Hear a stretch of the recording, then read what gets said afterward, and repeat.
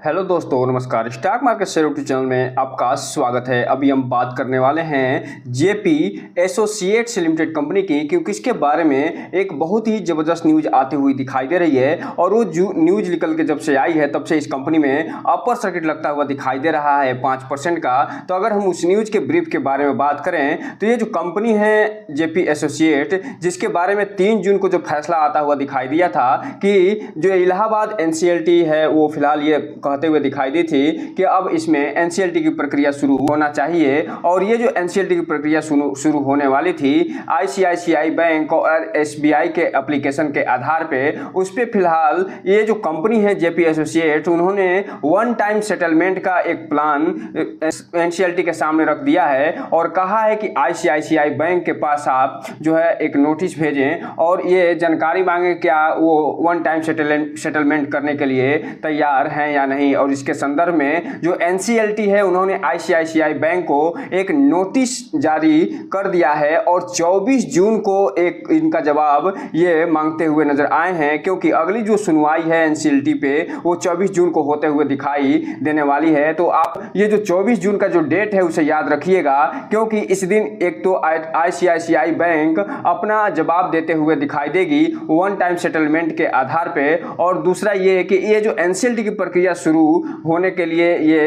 फैसला आता हुआ दिखाई दिया है, उसका भी उस दिन सुनवाई होने वाली है। साथ ही साथ इस वीडियो में हम ये भी देखने वाले हैं कि जो ऑपरेटर हैं उनकी सक्रियता इसमें बढ़ते हुए दिखाई दे रही है और 12 तारीख को जो ऑपरेटर हैं अच्छे खासे खरीदारी करते हुए दिखाई दिए हैं। तो उसके बारे में हम इस वीडियो में डिटेल से देखेंगे और साथ ही साथ जाते जाते हम ये भी देखने की कोशिश करेंगे कि जो जून महीना है उसका टारगेट भी निकल के आ गया है, क्योंकि जब लोअर सर्किट इसमें लग रहा था, जब न्यूज निकल के सामने आई थी इसके एनसीएलटी की प्रक्रिया से संबंधित, उसके बाद इसका जून महीने का टारगेट जो है गिरता हुआ दिखाई दिया था और अब जो है इसका जून महीने का जो टारगेट है वो अच्छा खासा देखने को मिल रहा है। तो चलिए दोस्तों, बिना किसी देरी के वीडियो शुरू करते हैं।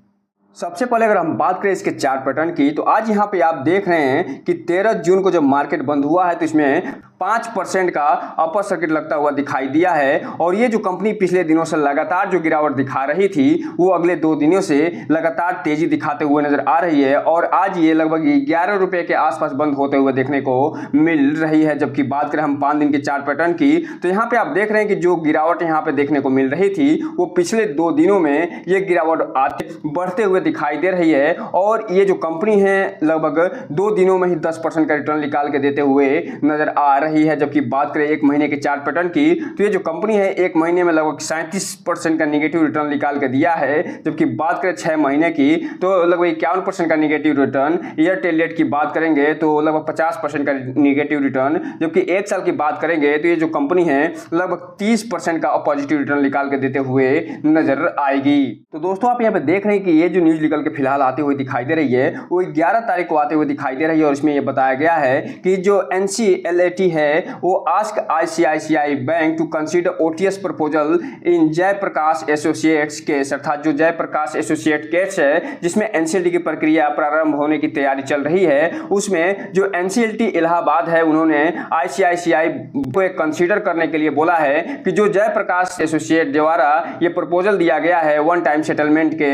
लिए, उसके आधार पे उसके बारे में यहाँ पे डिटेल से जानकारी दी जा रही है और बताई जा रही है कि जो इंसॉल्वेंसी जो अपीलेट ट्रिब्यूनल है उन्होंने एक नोटिस इशू किया है आईसीआईसीआई बैंक को और ये जवाब मांगा है कि जो जयप्रकाश एसोसिएट द्वारा जो ये प्रपोजल दिया जा रहा है उसके बारे में आप क्या सोच रहे हैं। और ये जो देना है डेब्ट रिटर्न कंपनी को अर्थात आईसीआईसीआई बैंक और साथ ही साथ जो एसबीआई बैंक है उसको जो जवाब देना है वो 24 जून को देते हुए ये नजर आएंगे। और इसके अलावा ये जो कंपनी है ये प्रपोजल देते हुए दिखाई दी है कि जो वन टाइम ये सेटलमेंट करेगी वो फिलहाल 18 वीक में करते हुए दिखाई देगी और जो इसके ऊपर टोटल जो डेब्ट है 26,000 करोड़ का वो पूरा का पूरा ये चुकाते हुए नजर आएगी। लेकिन जो वन टाइम सेटलमेंट होगा उसमें जो ये कंपनी होगी पहले 200 करोड़ का ये बैलेंस देते हुए दिखाई देगी, उसके बाद जो 1600 करोड़ का बैलेंस जो होगा वो नेक्स्ट अगले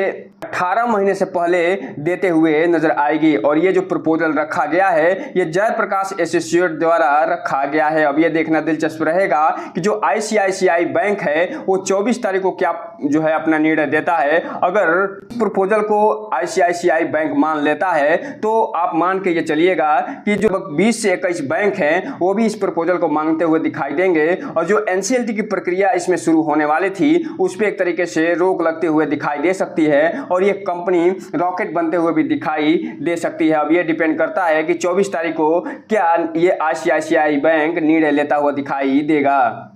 बात करें 12 तारीख के कारोबार की तो यहाँ पे आप देख रहे हैं जब 12 जून को मार्केट बंद हुआ था तो ये 72 लाख के आसपास शेयर ट्रेडिंग होते हुए दिखाई दी थी और इसमें 5% का अपर सर्किट लगता हुआ दिखाई दिया था और आज भी इसमें 5% का अपर सर्किट लगता हुआ दिखाई दे रहा है। हालांकि जो 13 जून है उसका डेटा अभी निकल के आता हुआ दिखाई नहीं दे रहा है, इसलिए जो 12 जून का जो डेटा है उसको हम आपको बताते हुए नजर आ रहे हैं। और यहाँ पे आप देख रहे हैं कि जो पूरा का पूरा इसमें डिलीवरी उठाया जा रहा है जितने भी ट्रेडिंग हुई है उसमें। और ये जो 13 जून का जो डेटा निकल के सामने आएगा आपको भी इस दिन भी देखने को मिलेगा कि जितने भी ट्रेडिंग हुई होगी क्वांटिटी बीएसई पे वो पूरा का पूरा डिलीवरी उठता हुआ दिखाई देने वाला है, क्योंकि आज भी इस कंपनी में 5% का अपर सर्किट लगता हुआ देखने को मिल रहा है। अब हम अगर बात करें इसमें ऑपरेटर की भूमिका की और बल्क डील की तो यहाँ पे आप देख रहे हैं कि जो सिनको स्टॉक विजन एलएलपी है वो बल्क डील के माध्यम से अच्छा खासा परचेजिंग करता हुआ दिखाई दे रहा है। और ये 12 जून को परचेजिंग निकल के सामने आई है और ये जो परचेजिंग निकल के आई है एनएससी पे निकल के आती हुई दिखाई दे रही है 10 रुपये 32 पैसे पे। और जैसे ये परचेजिंग निकल के सामने आई और जैसे ही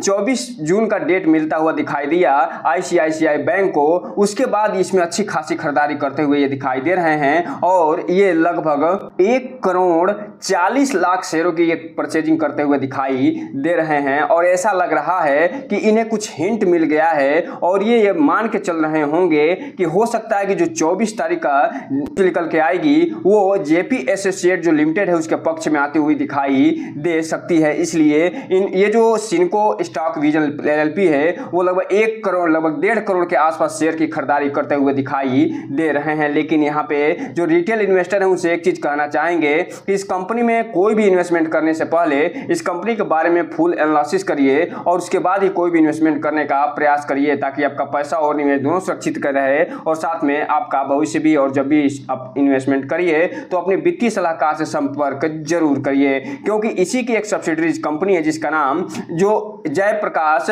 इंफ्रा वेंचर लिमिटेड है वो फिलहाल अब डी लिस्ट की प्रक्रिया से गुजरते हुए नजर आने वाली है। इसलिए ये जो कंपनी है थोड़ा बहुत ही ज्यादा रिस्की होते हुए देखने को मिलती है। अगर बात कर लें यहीं पे थोड़ा सा जून महीने के जो टारगेट निकल के सामने आया है उसकी, अभी हम आपको जब चार्ट पैटर्न दिखा रहे थे तो आपको बताए थे कि ये जो कंपनी है वर्तमान में 10 रुपये 80 पैसे के आसपास ट्रेड करते हुए दिखाई दे रही है। और ये जो कंपनी है 5% के अपर सर्किट में बात करते हुए देखने को मिल रही है। और इसमें आप देखिए इसका जो फर्स्ट अप टारगेट दिया जा रहा है जून महीने का वो 10 रुपये 77 पैसे का दिया जा रहा है, अर्थात इसे ये कंपनी हिट करते हुए दिखाई दे रही है और इससे आगे निकलते हुए देखने को मिल रही है। और जिस हिसाब से इसमें जो 24 तारीख का डेट दिया गया है उसके बाद अगर इस कंपनी में आईसीआईसीआई बैंक द्वारा इसका जो प्रपोजल है वन टाइम सेटलमेंट का वो स्वीकार कर लिया गया तो आप देखेंगे कि ये जो कंपनी है न केवल सेकंड टारगेट हिट करते हुए दिखाई देगी बल्कि थर्ड और फोर्थ टारगेट जो दिया जा रहा है 11 रुपये 38 पैसे का, 11 रुपये 99 पैसे का और 12 रुपये 98 पैसे का, ये सभी के सभी टारगेट हिट करते हुए दिखाई दे सकती है